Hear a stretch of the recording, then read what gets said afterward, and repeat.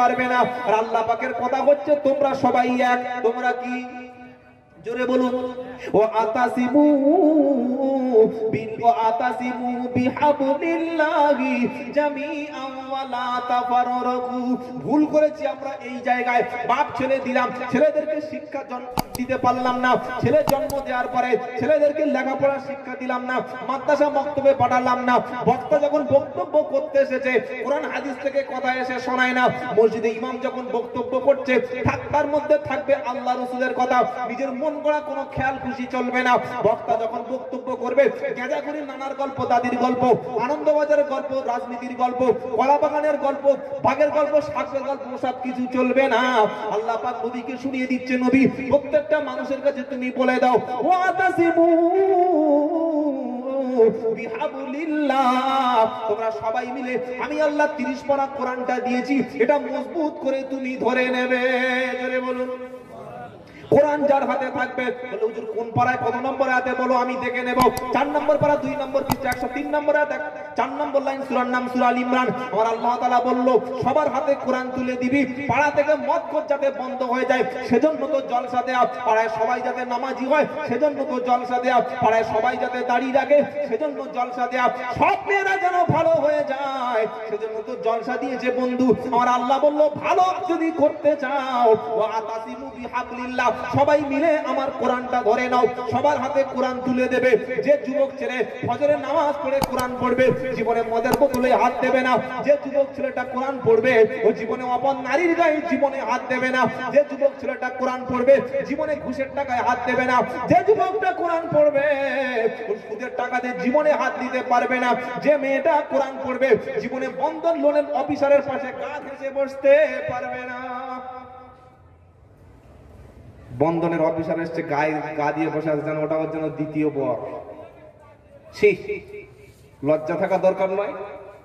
আর মুসলমান এত বড় বড় দাড়ি রেখে বউগুলো পাঠায় কি করবে? যা টাকা আন খাই তুলে তুলে। মায়ের সঙ্গে জেনা করার পাপ নবী বলেছেন, আমি বলি নাই, জিজ্ঞাসা করুন আলেম আছে। হারাম। ফিরে আসুন মুসলমান। আল্লাহর নবী বললেন সবার হাতে কোরআন যখন উঠে যাবে ওয়াতাসিবু বিহাবলিল্লাহ, আমি আল্লাহ আমার রশিটা, আমার রুজ্জুটা মজবুত করে ধরো। আমাদের সবার বাপের নাম কি বলুন? বাপের নাম জানেন না? ছেলে বসে আছে, বাপের নাম কি? আদম। বলে জোরে বলুন নাম কি? আমাদের সবার বাপের নাম হলো আদম আলাইহিস সালাম। তিনি কোথায় ছিলেন? জোরে বলুন। জান্নাতে ছিলেন। ফেলে দিলেন কোথায়? দুনিয়ায়। কেন ফেললেন? আল্লাহর একটা আইনকে শয়তানের প্ররোচনায় পড়ে ভুল করার জন্য ফেলে দিল দুনিয়ায়। এটা একটা গাড্ডা কিনা?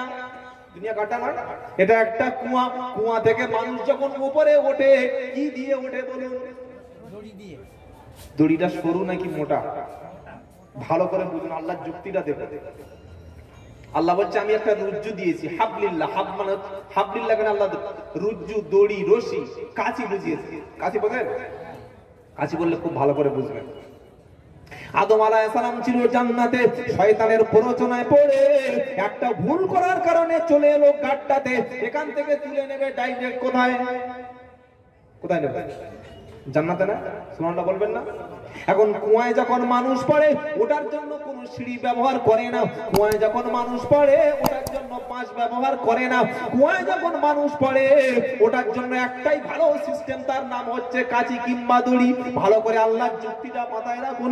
কুয়ায় একটা ছোট ছেলেটা 14 বছর 12 বছর বয়স ছেলেটা পড়ে গেছে, কিংবা পাড়ার একটা লোক কুয়ার মধ্যে পড়ে গেছে প্রায় 50 ফুট গভীর। ওই কুয়ার মধ্যে যখন পড়ে ওকে তোলার জন্য যে দড়িটা ফেলবেন ওটা টুন দড়ি, কাঁটার দড়ি হবে না মোটা কাঁচি হবে? কাঁচি ফেললেন, ঠিক আছে তো? এবার যে ভালো করে ওঠার জন্য, বাঁচার জন্য উপরে উঠবে, হালকা করে ধরবে না, মজবুত করে। কেমন করে? এক হাত দিয়ে না দু হাত দিয়ে? দু হাত দিয়ে খিচে ধরতে হবে। আর যিনি নিজের থেকে উপরে জেনে উঠবেন তিনিও মজবুত করে ধরবেন। আর উপরে যে ব্যক্তিটা টেনে তুলে ধরবে ও বাচ্চা ছেলে দিয়ে তুলতে হবে নাকি শক্তিমান লোক লাগবে? এটা বয়স্ক লোকের দিলে হবে? আর উঠতে গিয়ে যদি বয়স্ক লোকের হাতে দড়ি দেওয়া যায়, পড়ে গিয়ে কোমরের হাড় যেখানে ছিল সেটাও যাবে। কি বুঝলেন? আর আল্লাহ কি বলছেন? ও আতাসিমু বিহাবলিল্লাহি জামিয়া, তোরা সবাই মিলে আমার রশি আমার রুজ্জুকে মজবুত করে ধরবি। যে দড়িটা দিয়েছি ওই দড়িটা কিন্তু টুন দড়ি নয়, ওটা কাতার দড়ি নয়, লাইলেন দড়ি নয়, ওই দড়িটা সবচাইতে পাওয়ারফুল দড়ি। ওই দড়ির নামও হলো কোরআন। জোরে বলেন, কোরআন কোনদিন ছিড়বে? ও কোরআন ছিড়বে কোনদিন? কোরআন জীবনে ছিড়বে না। আর যারা ধরবে তারা কখনো ছিঁড়ে জাহান্নামী হবে না। এবার দড়িটা ধরে রেখেছেন কে? কোরআনটা কার? জোরে বলুন। উপর থেকে ধরে রেখেছেন রব্বানা। আল্লাহ বললাম এত মজবুত। জিজ্ঞাসা করলাম আল্লাহ ক্ষমতা তোমার কত? তুমি তো কোটি কোটি কোটি কোটি কোটি কোটি কোটি কোটি বছর আল্লাহ দুনিয়া সৃষ্টি করেছো। 50-60 বছর বয়স হয়ে গেলে মানুষের শক্তিটা লেস হয়ে যায়, গায়ে ক্ষমতা থাকে না, শরীরে ক্ষমতা থাকে না, গালে দাঁত থাকে না। আল্লাহ কোটি কোটি কোটি কোটি বছর পৃথিবী তৈরি করেছো, তোমার শরীরে কেমন ক্ষমতা আছে একটু জানতে চাই আপডেটটা। আর আল্লাহ তাআলা বললেন আন্নাল কুওয়াতা লিল্লাহি জামিয়া। সমস্ত ক্ষমতার উৎস তার নাম হলাম আমি আল্লাহ। জোরে বলুন সুবহানাল্লাহ। জিজ্ঞাসা করলাম আল্লাহ যে দড়িটা দিয়েছো কোরআন সেটা তো ক্ষমতা পাওয়ারফুল, আর তুমি উপর থেকে ধরে রেখেছো তুমি পাওয়ারফুল অলমাইটি আল্লাহ। ও আল্লাহ আমরা ধরবো কেমন করে বলো? আর আল্লাহ বলল ফুরফুরা নাম নিবি, আজান গাজী নাম নিবি, তাবলীগ নাম নিবি, বেরেলি নাম নিবি, আহলে হাদিস নাম নিবি, হানাফি, শাফি, মালিকি, হাম্বলি, বিভিন্ন দলে দলে দলে দলে ধরবি। ও ধরাটা জীবনে মজবুত হবে না। আর অপর কাফেরদের হাতে মেরে পুঁতে দেব, জীবনে দড়ি ধরতে পারবি না। দড়ি যখন ধরবি তোদের নামও তখন হবে মুসলমান। ওয়ালা তাফাররাকু, ভাগাভাগি করো না। সাধারণ মানুষ আপনাদের কোনো দোষ নাই, এই ক্ষেত্রে দোষ আমাদের, এই ক্ষেত্রে সব দোষ আমাদের। একটা গ্রামে 300 মুসলমান যদি বাস করে তো একটা জলসা দিলাম 3টে হুজুর আমরা।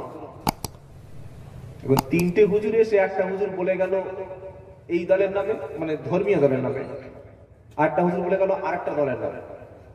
পাড়ার মধ্যে 2-3টে দল হয়ে গেছে। এরকম হয়েছে না হয় না? এই এক সপ্তাহ আগে উত্তর 24 অসম্ভব একটা জলসা গেছে, অসম্ভব।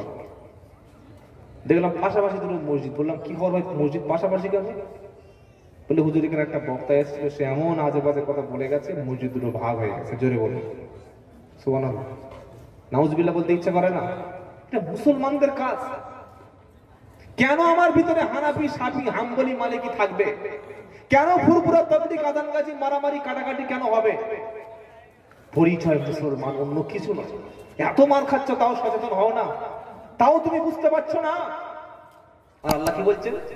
সবাই কোরআনটা ধরে নেবে। কেন? وَاذْكُرُوا نِعْمَةَ اللَّهِ عَلَيْكُمْ إِذْ كُنْتُمْ أَعْدَاءً فَأَلَّفَ بَيْنَ قُلُوبِكُمْ فَأَصْبَحْتُمْ بِنِعْمَتِهِ إِخْوَانًا। আর আল্লাহ কি সুন্দর বলছে, তোরা সবাই মিলে ধর্মী গান শুনবি কোরআন। আল্লাহ বলছে ওয়াদকুরু নি'মাতাল্লাহি আলাইকুম, আল্লাহর নিয়ামতটা তোমরা কি একবার স্মরণ করবে না? ইয কুনতুম আদান, আল্লাহ বলছে তোমরা সবাই শত্রু ছিলে পরস্পর। কিরকম শত্রু? আবু বকর সিদ্দিক, ওমর ফারুক, উসমান গনি, তালহা, জুবায়ের, আবু লাহাব, উতবা, সাইবা, এই সমস্ত মক্কার কাফের কুরাইশরা যখন ইসলাম কবুল করলো না, তারা একটা সামান্য উটের পানি খাওয়ানো নিয়ে বছরের পর বছর মারামারি হতো। একটা ওকাজের মেলা হয়েছিল সৌদি আরবে মক্কায়, সেই মেলাটা নিয়ে বছরের পর বছর মানুষ মার্ডার হতো। একটা ছোট বকরি নিয়ে লড়াই বাঁধলে হাজার হাজার মানুষকে খুন করা হতো। এটা ছিল আরবের ট্র্যাডিশন। এই গোত্রে, এই বংশের লোক যদি একটা খুন হয়, ওই বংশের লোক আরেকটা খুন করে বদলা নেব। কি বুঝতে পারছেন বলুন? শেখেদের লোক যদি একটা লস্করের লোকের খুন করে, গোটা লস্কর বংশটা যতক্ষণ পর্যন্ত শেষ বংশটাকে মাটির সঙ্গে ধূলিসাৎ করবে ততক্ষণ পর্যন্ত লড়াই শেষ হতো না। গাজীদের ছেলে যদি একটা, মিদ্দেদের ছেলে যদি একটা খুন করে, মিদ্দেদের ছেলেগুলি তৈরি হবে, বড় হবে, গাজী পাড়ায় যত ছেলে আছে সবগুলোকে খুন করবে। তা না হলে 5টা-10টা মার্ডার করবে। যতক্ষণ না মার্ডার করতো ততক্ষণ প্রতিশোধ নিত না, ততক্ষণ প্রতিশোধ শেষ হতো না। তাদের এইটা আমাদের বামপন্থী আমলে, যখন মুসলমানরা শিক্ষিত হয়নি তখনও পর্যন্ত ছিল। এখনো কিছু কিছু মূর্খ জায়গায় আছে। ওদের একটা লাশ ফেলে দিয়েছে, গাজীদের ছেলে মার্ডার করেছে, আমরা সেখানে আমরা হালদাররা মরে গেছি, আমরা ওদের বদলা নেব। এগুলো হয়েছে না হয় না? মুরব্বীরা বলে আল্লাহ বলছে তোমরা এরকম ছিলে, তোমরা স্মরণ করো আমার নিয়ামতটা। ওয়াদকুরু নি'মাতাল্লাহি আলাইকুম, তোমাদের উপরে আমার যে নিয়ামত, এই নিয়ামতটা স্মরণ করো। ইয কুনতুম আদাআন, তোমরা পরস্পর শত্রু ছিলে, বংশ শত্রু ছিলে, কেউ কারোর বাড়ি যেতে না, কেউ কারোর মুখ দেখতে না। আমি আল্লাহ তোমাদেরকে কোরআন দিলাম। নবী যখন সবার উপরে কোরআনটা দিলেন, আল্লাহ পাক শোনাচ্ছেন ওয়াদকুরু নি'মাতাল্লাহি আলাইকুম ইয কুনতুম আদাআন ফাআল্লাফা বাইনা কুলুবিকুম ফাআসবাহতুম বিনি'মাতিহি ইখওয়ানা। আমি আল্লাহ কোরআন দেওয়ার পরে তোমাদের মুসলমানদের মধ্যে ভ্রাতৃত্ব, সৌহার্দ্য, সংহতি তৈরি করলাম। আমি নবী বলে দিলাম তোমরা মুসলমান কলেমারো ভাই ভাই। ইসলামের কাছে গাজী, সিদ্দিক, কুরাইশি, শেখ, হালদার, পীর, মাওলানা, ফকির, ডাক্তার, মাস্টার এগুলো একটাও বিবেচনা হবে না। যে ব্যক্তির মধ্যে ঈমান আছে, আল্লাহ থেকে বেশি ভয় করে, তার সম্মানটা আল্লাহর কাছে সবচাইতে বেশি। জোরে বলুন সুবহানাল্লাহ। আল্লাহ বললেন তোমাদের মধ্যে ভ্রাতৃত্ব স্থাপন করে দিলাম। ইসলাম হচ্ছে ভ্রাতৃত্ব ধর্ম। মুসলমানকে মুসলমান বলে আপন মনে করবে না যারা, তারা কখনো মুসলমান হতে পারে না। আপনি যদি কোনো মুসলমানকে ঘৃণা করেন, দেখতে খারাপ কিংবা কালো, তাহলে ঈমান বলতে আপনার কিছু নাই। আপনি যদি কোনো একটা মানুষকে ঘৃণা করেন, বংশ ছোট বলে, তোমাদের বংশ কি বললে আমরা খান, আমরা পাঠান, আমরা মুঘল, বললে ওরা কারা, বললে ওরা গাজী, বললে ছোট বংশ, বললে ওরা কারা, ওরা হালদার, বলে তুচ্ছ বংশ। না না, এটা কখনো মুসলমানের পরিচয় হতে পারে না। ইসলামের কাছে বংশের কোনো মর্যাদা, আল্লাহর কাছে গুরুত্ব নাই। বংশ দেখাচ্ছেন, বংশ বংশ বলবো একটু, ওই বংশ বলবো। আবু তালেব নবীর চাচা কোন বংশ? একটু কথা বলুন। আবু তালেব নবীর চাচা কোন বংশ? নবী যে বংশ, আবু তালেব তো সেই একই বংশ। তো বংশ দেখাতে আবু তালেব জাহান্নামে কেন গেল বলুন? আবু লাহাব তো নবীর আরো একটা চাচা, সেও তো নবীর ব্লাড তো তার গায়ে রয়েছে, একই বংশ। ওই বংশ থেকে জাহান্নামে গেল কেন? আর একটু বলবো, নূহ নবী, তার ছেলে নবীর উপরে ঈমান না আনার কারণে কোথায় গিয়েছে? নবীর খুন, নবীর রক্ত গায়ে আছে, সামান্য আলেমের রক্ত নাই, নবীর রক্ত থাকা অবস্থা জাহান্নামে গেছে। বংশ মর্যাদা ইসলামে কোনো নাই। যে যেমন কাজ করবে সে তেমন ফল পাবে। নবীর ছেলেও জাহান্নামী, নবীর স্ত্রী হয়েও জাহান্নামী, নবীর বাপ হয়েও জাহান্নামী গেছে। ইব্রাহিম আলাইহিস সালামের বাবা আজর মূর্তি পূজা করে কে আমাদের জাহান্নামে যাবে না? জানেন না ইতিহাস আপনারা? আল্লাহ বলছে শোনো, তোমরা তো পরস্পর শত্রু ছিল, তোমরা কেউ কারোর মুখ দেখতে না, তোমাদের মধ্যে মৈত্রতা, সৌহার্দ্য, সংহতি এক জায়গায় করলাম, একই সুতোয় বাঁধলাম। সেটা কি দিয়ে? কোরআন দিয়ে। জোরে বলুন না সুবহানাল্লাহ। মসজিদের প্রথম কাতারে বসে আছে একটা এমএলএ, আর সেই এমএলএ ড্রাইভার কিংবা পাড়ার একজন মুচি, জুতো সেলাই করে মুসলমান, ও ওযু করে গোসল করে ওই এমএলএ এর পাশে গিয়ে বসে নামাজ পড়ছে। ইমাম সাহেব কেন, মসজিদের সেক্রেটারি বাপের ক্ষমতা আছে, বলবে যে মেতো তুই পিছনে গিয়ে বস, মসজিদ বলতে পারবে? বলতে পারবে? পারবে না। ভ্যান চালায়, ভ্যান গা থেকে ঝরঝর করে ঘাম ঝরছে, মুছে ওযু করে ওয়াশরুমে গিয়ে ওযু করে এসে ইমামের পিছনে প্রথম কাতারে দাঁড়াবার তার অধিকার আছে না নাই? কথা বলে না? এর নাম ইসলাম। জোরে বলুন সুবহানাল্লাহ। কিরকম? আপনার পাড়ায় একটা ছেলের নাম হলো ধরুন তার শ্যামল। ইসলাম জোর করে কাউকে মুসলমান করে না। সুবহানাল্লাহ। আগে বল, যারা বলে ইসলাম তরবারি দিয়ে প্রচার হয়েছে, মিথ্যা কথা। 750 বছর 800 বছর ভারতবর্ষের জমিনে রাজত্ব করেছিলাম। জীবনে যদি আমরা জোর করে মানুষকে মুসলমান করতাম, ভারতবর্ষকে ইসলামী রাষ্ট্র করে নিতে, কিন্তু না, ইসলাম এটা বলে না। জোর করে প্রচার দিয়ে, ক্ষমতা দেখিয়ে, ভয় দেখিয়ে, বন্দুক দেখিয়ে ভয় মুসলমান হওয়া নাই, খেচ করে গোড়া কাটবো, এটা হারাম। জীবনে কখনো করি না। প্রমাণ, ইন্দোনেশিয়ায় চলে যান, মালয়েশিয়ায় চলে যান, কুয়েতে চলে যান, কাতারে চলে যান, সৌদি আরবে চলে যান, মিশরে চলে যান, ইরাকে চলে যান, লেবাননে চলে যান, মুসলিম কান্ট্রিগুলোতে গিয়ে দেখুন সেখানে ইহুদি খ্রিস্টান 5%, 2% হিন্দু, ইহুদি খ্রিস্টান আছে না নাই বাবা? বাবা আছে না নাই? জোর করে কখনো কাউকে মুসলমান করার জন্য প্রেসার ক্রিয়েট করা হয়েছে? হারাম, জায়েজ না। ধরুন সাপোজ একজন খ্রিস্টান ছেলে, তার নাম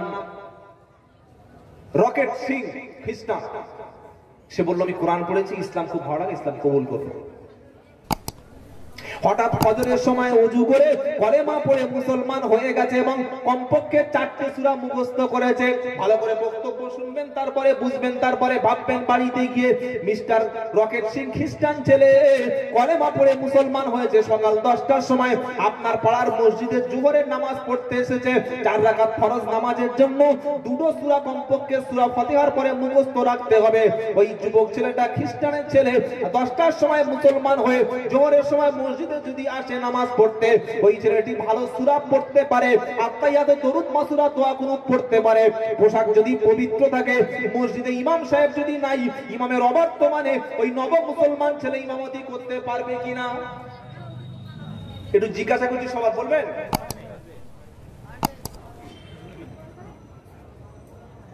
ইসলামটা কিভাবে প্রচার হচ্ছে শুনুন। জোহরের সময় ইমামতি করে, তারপর বললো আমি একটু দিল্লি জুমা মসজিদে যাবো, ভারতের সবচেয়ে বড় মসজিদ দিল্লি জুমা। দিল্লি জুমা মসজিদে গিয়ে কলকাতা ইন্টারন্যাশনাল এয়ারপোর্ট থেকে ফ্লাইট ধরে, প্লেন ধরে বিকাল 4টের ফ্লাইটে দিল্লিতে গিয়ে লাগলো 2 ঘন্টা 2.5 ঘন্টা। মাগরিবের একটু আগে পৌঁছে গেল।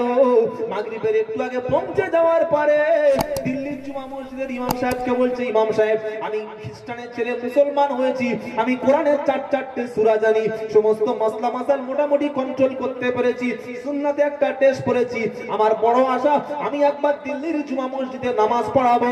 ওর কেরাত যদি সহি থাকে, সুন্নতি লেভেল যদি থাকে, দেশ থাকে, সকাল 10টায় যে ছেলেটা মুসলমান হয়েছে, মাগরিবের নামাজ কয়েক হাজার মানুষ দিল্লি জুমা মসজিদে নামাজ পড়বে, ওইখানে কেউ নামাজ পড়াবার যোগ্যতা আছে না নাই? ও যদি নামাজ পড়ায়, কোন মুসলমান যদি বলে সকালবেলা খ্রিস্টান ছিল, সকালবেলা অন্য ধর্মের লোক ছিল, ও কেন নামাজ পড়াচ্ছে, ওর পিছনে নামাজ পড়বো না, এই কথাটা বলা শরিয়াতে চলবে কি?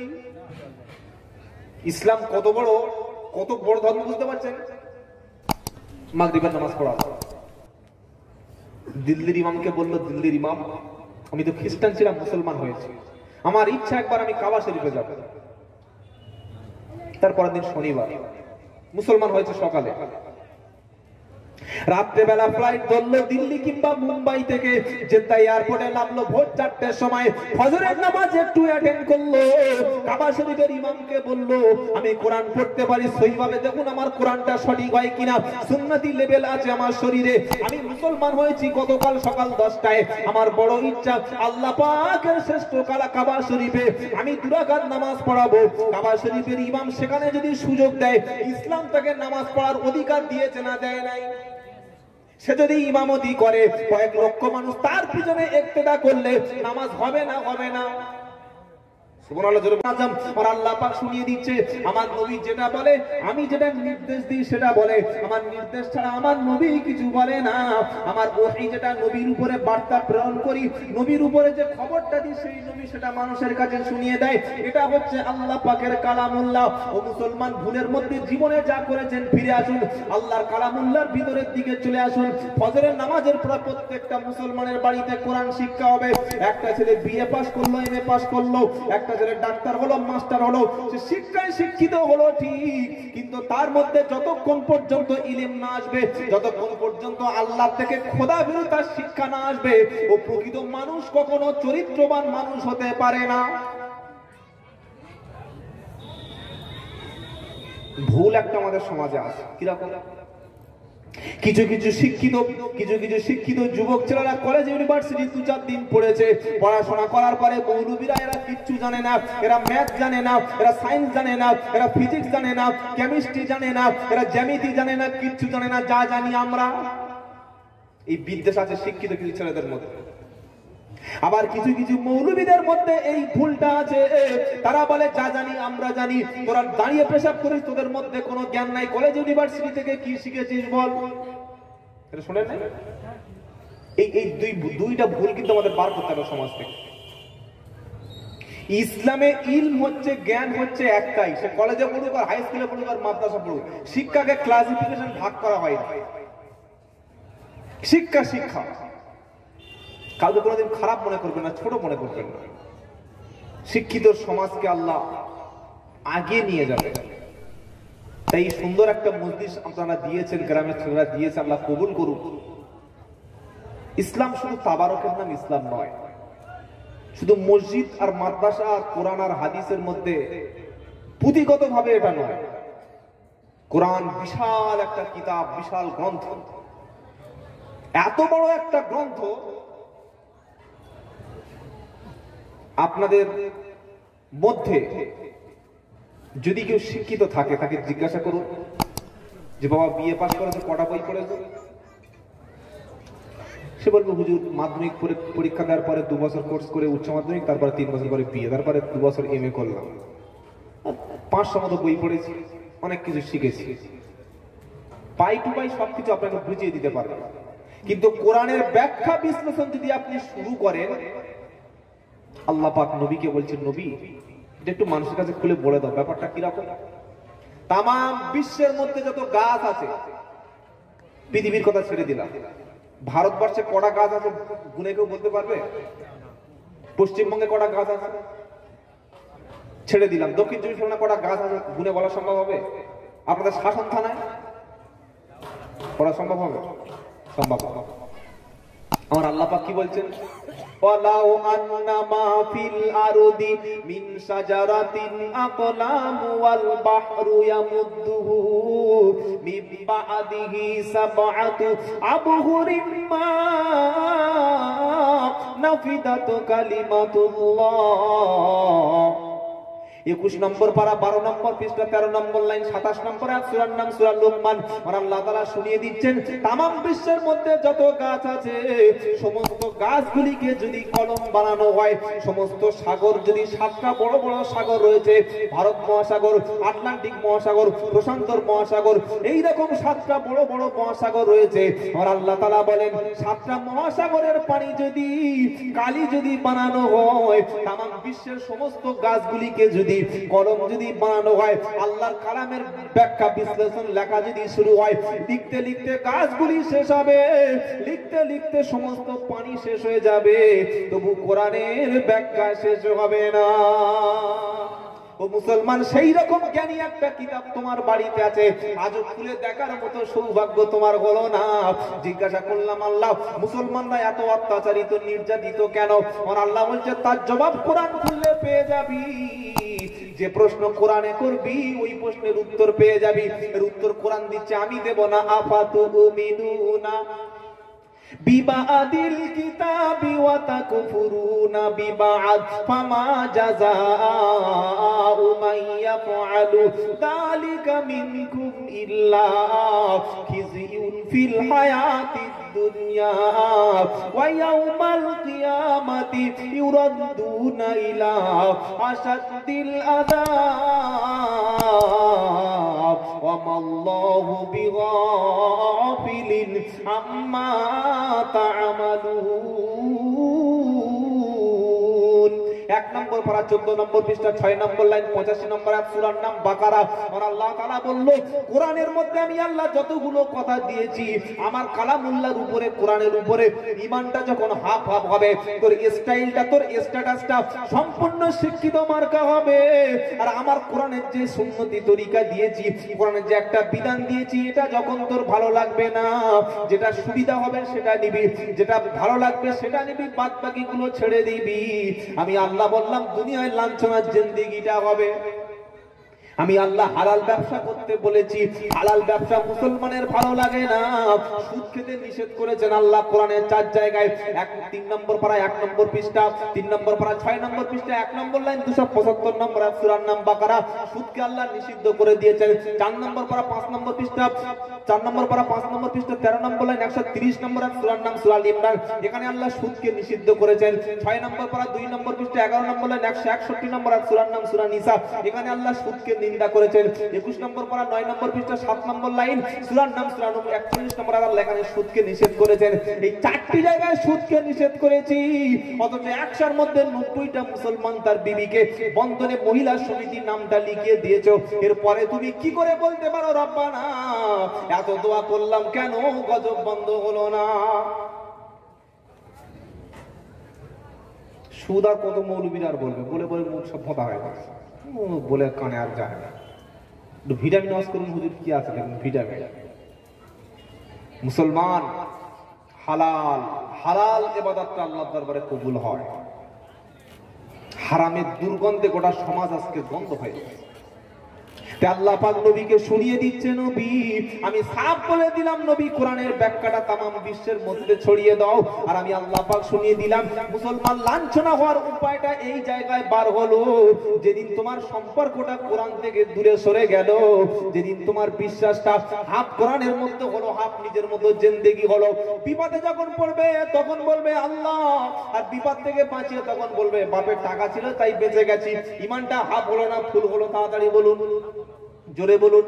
শবে বরাতের নামাজটা পড়া সুন্নাত না ফরজ না নফল? কত বলেন? শবে বরাতের নামাজ যদি এক রাকাত কেউ না পড়ে জীবনে কখনো জাহান্নামে যেতে হবে না। অথচ মুসলমান শবে বরাতের দিন ভিড়ভাট্টা করবে, আর যেদিন শবে বরাত হবে সেদিন ফজরের নামাজ জামাতে তুমি পড়ো না। তুমি ফরজ নামাজটা পড়লে না, নফলে টানাটানি কেন করলে বলো? কে তোমার ভিড় করতে বলেছে মসজিদে বলো?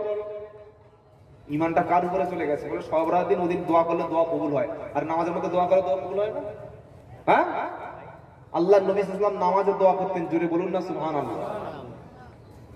ইমান হাফ, আল্লাহর উপরে পরিপূর্ণ বিশ্বাস নাই।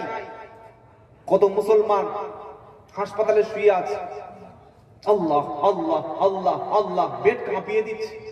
নার্সের মেয়েরা বলছে এটা হাসপাতাল, এটা মসজিদ নয়, বোকা কথা। চুপ করা, এখন আল্লাহ আল্লাহ জিকির করবো। একবার জিকিরের ঝড় তুফান খুলে দিয়েছে, কি বুঝলেন? পায়ে ব্যান্ডেজ আছে, 1 মাস পরে ছাড়া পেরো। বাড়ির পাশ থেকে যাচ্ছে, জুমার দিন মসজিদের পাশ থেকে, চাচা নামাজ পড়তে যাবে না? এখন পা ঠিক আছে, সুস্থ হয়েছে, পরে অসুস্থ দেখা যাবে। এটা হাফ হাফ ইমান হয়ে গেল, পরিপূর্ণ বিশ্বাস হলো না। সুস্থ অসুস্থ যেখানে থাকি সে অবস্থায় নামাজ পড়ো, বলুন ইনশাআল্লাহ। আল্লাহর ঘর কত বড় রহমতের জায়গা, সেই জায়গা থেকে তুমি দূরে থাকো কিভাবে মুসলমান? এরপরে তুমি ক্ষমতা আসবে কি করে? তোমার হাতে ক্ষমতা আল্লাহ কেন দিতে যাবে? বিশ্বাস হাফ হাফ। মেয়ে যখন বয়স হয়ে যাবে, মেয়েরা বুড়ি হয়ে যাবে, যখন কেউ ফিরে তাকাবে না, সেল ডাউন, চেহারাটা যখন কিসমিসের মতো কুচকে যাবে, সেই সময় 1.5 হাত ঘোমটা পরে, হাতে গরমের সময় চৈত্র মাসে দেখি কালো মোজা পরে গেছে। কি হলো? বলে পর্দা করা ফরজ। ও সব মনে হতো রাবে অবশ্যই ভাগ্নি বলে মনে হচ্ছে। কি বুঝলেন? 18 বছর 16 বছরের মেয়েটা একটা প্যান্ট একটা গেঞ্জি, রাস্তায় বাপ ছেড়ে দিয়েছে, মাথার চুলটা ছোট করে ছিটে, উপরের চুলটা পপ, আর এই ভুরুটা ভালো করে প্লাক করেছে, ঠোঁটটা লিপস্টিক দিয়েছে। এটার নাম হচ্ছে পর্দা। বৃদ্ধ হয়ে গেল তার তো দেখবে না কেউ, সেই সময় পর্দাটা কাজে লাগবে কি বলুন আপনার? সেজন্য সুখে দুঃখে সর্বদা আল্লাহর উপরে ঈমান রাখবো, বলুন ইনশাআল্লাহ। ফসল যে বছর ভালো হবে, নামাজ, শুধু নামাজ পড়ছে, শুধু নামাজ। যেই ফসল খারাপ হয়ে গেল, মসজিদেই যায় না। কিছু কিছু ছেলেরা আছে, চাকরি পায়, ভালো একটা কাজ পাওয়ার আগে আল্লাহ দিয়ে দাও, আল্লাহ পয়সা দিয়ে দাও, সব দিয়ে দেবো। লকডাউনের সময় দেখেছেন না, মসজিদের গ্রিলে মসজিদ সরকার বলে দিল 5 জনের বেশি গ্যাদারিং করা যাবে না, শুধু মসজিদে মাথা মারছে, একটু খুলে দাও, একটু খুলে দাও, একটু খুলে দাও, নামাজ পড়বো। লকডাউন চলে গেল, মসজিদ পুরো ফাঁকা। আল্লাহ বলে এটা কি ইমান হলো? এটা হাফ হাফ ইমান হয়ে গেল। সেজন্য পরিপূর্ণ ইমান আল্লাহর উপরে আনবো, বলুন ইনশাআল্লাহ। সুখে রাখার মালিককে চিৎকার করে বলুন, বিপদে ফেলে দেওয়ার মালিকটাকে, ধনীর মালিককে, গরিবের মালিককে, যে আল্লাহ সবকিছু করতে পারে, সে আল্লাহর উপরে ঈমান টানতে শুরু করুন। যদি বলি আল্লাহ তোমার উপরে ঈমান আনলে কি হবে বলো? কোরআন বলল ফামান তাবিয়া হুদায়া ফালা খাউফুন আলাইহিম ওয়ালা হুম ইয়াহজানুন। 1 নম্বর পারা 8 নম্বর পৃষ্ঠা 1 নম্বর লাইন 38 নম্বর সূরার নাম সূরা বাকারা।